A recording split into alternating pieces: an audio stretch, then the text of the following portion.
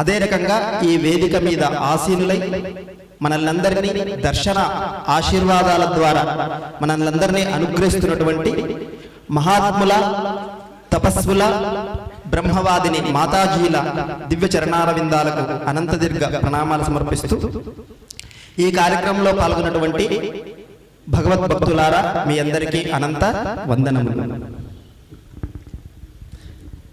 నేను ప్రారంభంలో చాలా టైం కూడా తీసుకోను. మీరందరూ కూడా చాలా చక్కగా మా యొక్క జగద్గురు కన్నేరి స్వాముల వారి భాషలను అంటే ప్రవచనాన్ని మీరు అందరూ విన్నారు. మనందరికి అనిపించుండొచ్చు, మీ అందరికీ కూడా వీళ్ళ స్వాములు వచ్చేసి ఇలా ఏదో చెప్తున్నారు మనకి, మనం వేదాంతోపన్యాసాలు అనుకున్నామని చెప్పేసి. నిజంగా వాళ్ళు ఏదైనా విషయం కానీ అంటే వాళ్ళు ఇలా భౌతికమైన విషయాలు కానీ, వేదాంత విషయాలు కానీ, ఇతిహాసము కానీ, ఏదైనా సబ్జెక్ట్ వాళ్ళకి ఒక సబ్జెక్ట్ ఇస్తే ఆ సబ్జెక్ట్ గురించి వాళ్ళు రోజులు వాళ్ళు మాట్లాడతారు. అంత జ్ఞానులు వాళ్ళు. కేవలం వాళ్ళు జ్ఞానులే కాదు, విజ్ఞానులు, సైంటిస్ట్ అంటారు కదా, వాళ్ళు ప్రతి ఒక్క విషయంలో కూడా వాళ్ళ పరిశోధనలు చేసి సంశోధనలు చేసినటువంటి మహాత్ములు వాళ్ళు, జగద్గురువులు వాళ్ళు. కన్నేరి దగ్గర కొల్లాపూర్లో మీరు యూట్యూబ్లో, గూగుల్లో ఎక్కడ కొట్టినా కూడా సిద్ధగిరి మహాసంస్థానం అంటే వచ్చేస్తుంది అనమాట. అక్కడ 800 ఎకరాలలో సిద్ధగిరి గురుకులం అని వారు స్థాపించారనమాట. దానికి 1000 సంవత్సరాల ఇతిహాసం ఉంది. అక్కడ వాళ్ళు ఉండేవాళ్ళు. అక్కడ గురుకులంలో బాలికలు అంటే ఒక 5వ తరగతి పూర్తి అయిన తర్వాత వాళ్ళని అక్కడ తీసుకుంటారనమాట. బాలికలు అంటే ఇంకా పురుషులు, అలా మనం ఏమంటారు కదా, గర్ల్స్ అండ్ బాయ్స్. వాళ్ళకి అక్కడ ఏమి నేర్పిస్తారంటే 64 విద్యలను మీరు విన్నారు కదా, ఎప్పుడైనా చూసారా? వాళ్ళ మఠంలో నేర్పిస్తారు. 64 విద్యలు నేర్పిస్తారు వాళ్ళకి. అక్కడ 12 సంవత్సరాలు వాళ్ళని ఉచితంగా పెట్టుకొని వాళ్ళకి ఆ విద్యలను నేర్పిస్తారు. ఏమేం విద్యలు అంటే వాళ్ళకి నేను రాసుకున్నానని చెప్పలేనని చెప్పేసి ఆధునిక విద్యలు, తర్వాత కేవలం పురాతన విద్యలే కాదు ఆధునిక విద్యలను కూడా వాళ్ళకి అక్కడ నేర్పిస్తారు. అంటే వాళ్ళకి ఎలాంటివంటే యుద్ధ విద్యలు, యుద్ధం ఉంటుంది కదా, అది కర్ర సాము కానీ, కత్తి సాము కానీ, అవన్నీ వాళ్ళకి నేర్పిస్తారు.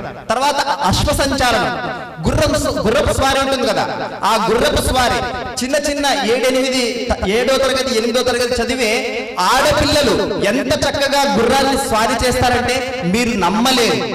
ఆ విధంగా వాళ్ళకందరికి అశ్వ సంచారం నేర్పిస్తారు. తర్వాత గాంధారి విద్య అని ఉంది, మీరు విన్నారో లేదు, మీరు చూసడం కాదు, విని కూడా ఉండదు. గాంధారి విద్య, గాంధారి తెలుసా మీరందరికి? మహాభారతంలో ఆ గాంధారి గుడ్డగట్టుకుని ఉంటుందన్నమాట. కానీ ఆ అమ్మకి ఏ జ్ఞానం లేదు. కానీ అక్కడ చిన్న పిల్లలు కళ్ళకు గుడ్డ కట్టుకొని పుస్తకాలు చదువుతారన్నమాట.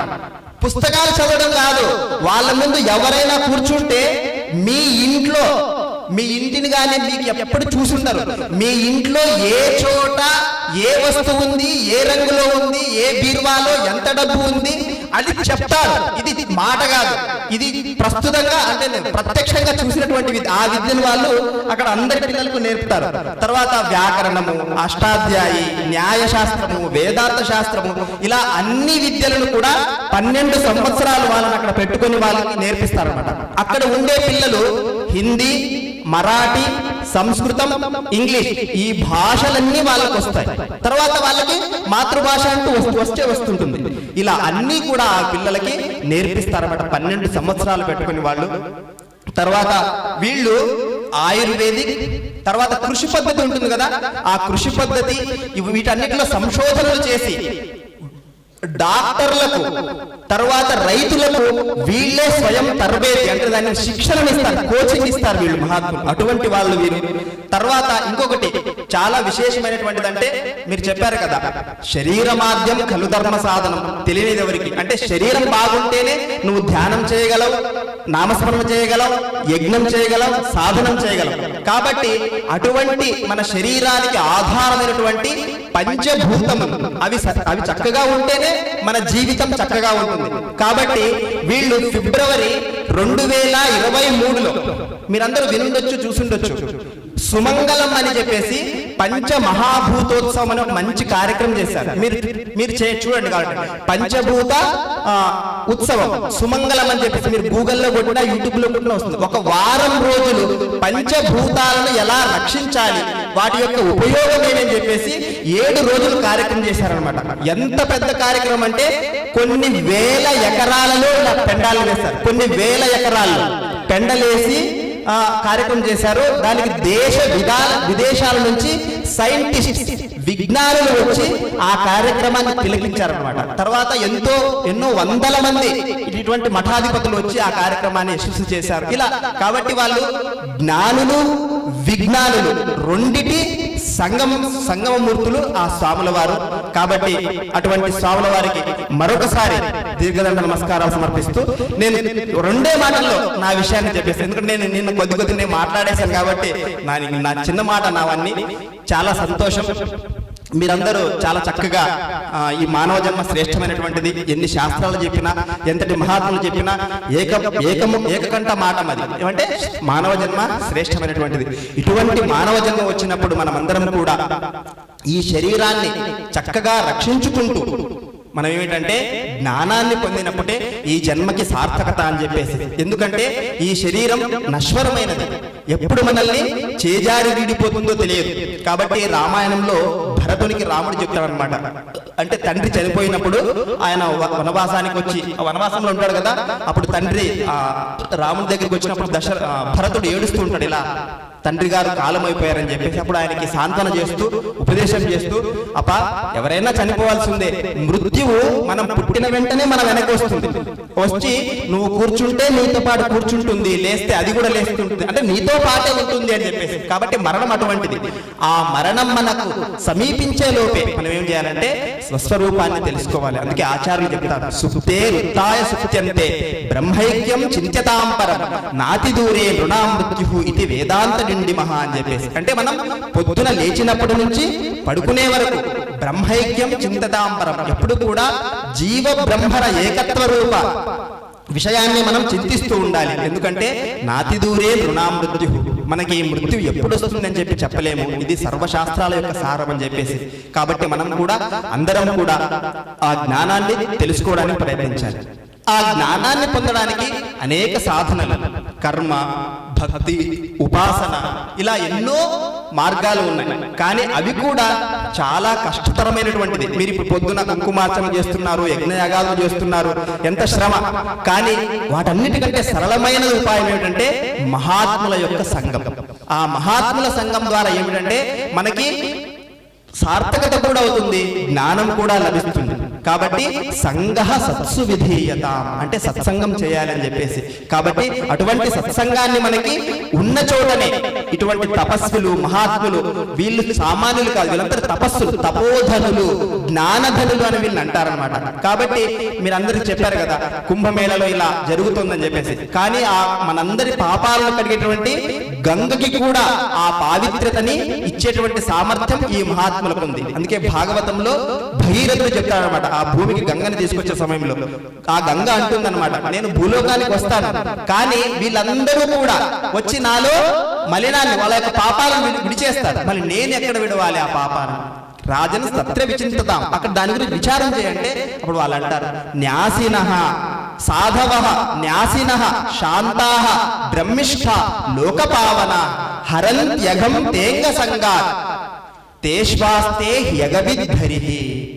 అంటే వాళ్ళు అంటారు, అబ్బా నీ దాని గురించి ఏమీ చింత చేయొద్దు, సాధవః సాధు పురుషులైనటువంటి వాళ్ళు, న్యాసినః అంటే ఈ ఐహిక విషయాలను త్యాగం చేసిన వారు, కన్నెత్తి కూడా చూడని వారు, శాంతాః శాంత స్వరూపులు, బ్రహ్మిష్ఠాః ఎప్పుడు కూడా తన స్వరూపంలో నిలబడి ఉన్నటువంటి వారు, లోకపావనాః వాళ్ళ తపస్సు ద్వారా జ్ఞానం ద్వారా నిన్నేమమ్మా ఈ బ్రహ్మాండాన్నే పావనం చేయగల సామర్థ్యం వాళ్ళకు ఉంది.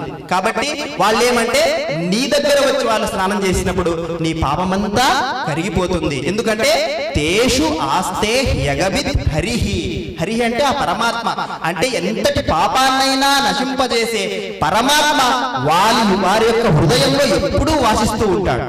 కాబట్టి అటువంటి మహాత్ముల యొక్క మహిమ ఎంత చెప్పినా తీరనిది. కాబట్టి అటువంటి అందరి మహాత్ములను, తపస్సులను ఒకే చోట చేర్చారు అటువంటి మహాత్ములు స్వరూపానంద స్వాముల వారు. అటువంటి స్వాముల వారి చరణాలకు దీర్ఘదండ నమస్కారపూర్వక కృతజ్ఞత నమస్కారాలు సమర్పిస్తూ నా వాగ్రు పుష్పాలను ఈ వేదికను అలంకరించినటువంటి మహామండలేశ్వరుల, మహాత్ముల, మాతాజీల చరణార విందాలకు అర్పిస్తూ హరి ఓం తత్సత్. పూజ్య స్వామీజీకి హృదయపూర్వక ధన్యవాదాలు. పరం పూజ్య జగద్గురు అదృశ్య శ్రీ శ్రీ కాడా సిద్ధేశ్వర మహాస్వాముల వారి గురించి మనకి ఎన్నో మహోన్నతమైనటువంటి ఉత్కృష్టమైనటువంటి విషయాలను, వారి మఠములో ఆశ్రమంలో జరిగేటువంటి విషయాలను తెలియజేస్తూ, అదేవిధంగా ఆధ్యాత్మికత, పావిత్రత గురించి కూడా, మనుష్య జీవితాన్ని గురించి కూడా వారు చాలా చక్కగా మనకి ఉపదేశించారు. వారికి మనందరి తరపున ధన్యవాదాలను తెలియజేస్తూ, ఇప్పుడు పరం పూజ్యపాద శ్రీ శ్రీ శ్రీ కృష్ణ చరణానంద భారతీ స్వాముల వారు, శ్రీ యాజ్ఞవల్క్య రాజాశ్రమాధిపతులు ముండూరు వారిని ఇప్పుడు సంక్షిప్తంగా వారి యొక్క అనుగ్రహ భాషణాన్ని మనందరికి కూడా కలిగించాలని చెప్పి ప్రార్థిస్తున్నాను.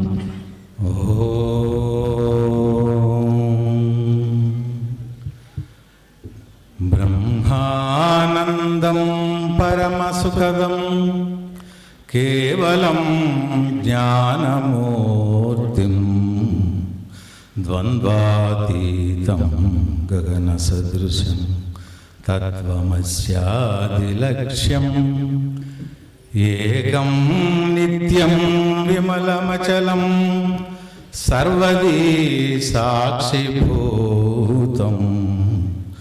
భావాతీతం త్రిగుణరహితం సద్గురుం శ్రీ అభేదానంద యతీంద్రం తం నమామి. కలియుగ ప్రత్యక్ష దైవమైనటువంటి శ్రీ వెంకటేశ్వర స్వామివారి దివ్య శరణులకు అనన్య భక్తితో నమస్కరిస్తూ, అమ్మవార్లైనటువంటి అలివేలు మంగమ్మ పద్మావతి అమ్మవార్ల దివ్య చరణాలకు నమస్కరిస్తూ, క్షేత్రదైవమైనటువంటి శ్రీ లలిత త్రిపుర సుందరి మాత శ్రీ శివపరమాత్మ దివ్య చరణాలకు అనన్య భక్తితో నమస్కరిస్తూ, శ్రీ వశిష్ఠ ఆశ్రమాధిపతులు, పూజ్యపాదులు, పరమహంస పరివ్రాజకాచార్యులు, వేదాంత కేసరి శ్రీ శ్రీ శ్రీ స్వస్వరూపానందగిరి స్వాముల వారి దివ్య చరణాలకు అనన్య భక్తితో నమస్కరిస్తూ, వేదికపై ఆశ్రయించినటువంటి అఖిల ఆంధ్ర సాధు పరిషత్ అధ్యక్షులు శ్రీ శ్రీ శ్రీ పరమాత్మానందగిరి దివ్య చరణాలకు అనన్య భక్తితో నమస్కరిస్తూ, వేదికస్థ పూజనీయులైనటువంటి సాధు మహాత్ములు, పూజనీయులైనటువంటి సాధు మాతాదుల దివ్య చరణాలకు నమస్కరిస్తూ, సభలో విశేషముగా ఆశీలైనటువంటి ఆత్మబంధులైనటువంటి భక్తులందరికీ ఓం నమో నారాయణ తెలియజేస్తున్నారు.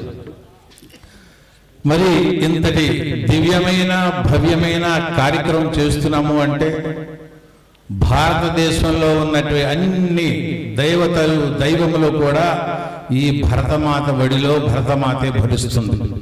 అటువంటి భరతమాత కోసం పెద్ద ఆయన అన్నారు, భారత్ భూమి కా తుకడా నహీ హై, ये जीता जागता राष्ट्र पुरुष है, ये वंदन की धरती है, अभिनंदन की धरती है, ये अर्पण की भूमि है, समर्पण की भूमि है, इसके कंकड़ कंकड़ हमारे लिए शंकर है, इसका नदी नदी हमारे लिए गंगा है। हम मरेंगे भारत के लिए, हम जिएंगे भारत के लिए, मरने का बाद भी बहती हुई है गंगा में हमारा अस्थियों से कोई कान लगेगा तो एक ही आवाज आएगा, भारत माता की। కాబట్టి అటువంటి భరత భూమిలో మనం అందరం పుట్టడమే పెద్ద గొప్పతనం. నేను ఎక్కువగా చెప్పను, ఒకే ఒక్క రామనామాన్ని తెలియజేస్తూ ఒకే ఒక శ్లోకాన్ని చెప్తాను. శ్రీరామ్ జయ రామ్ జయ జయ రామ్, శ్రీరామ్ జయ రామ్ జయ జయ రామ్,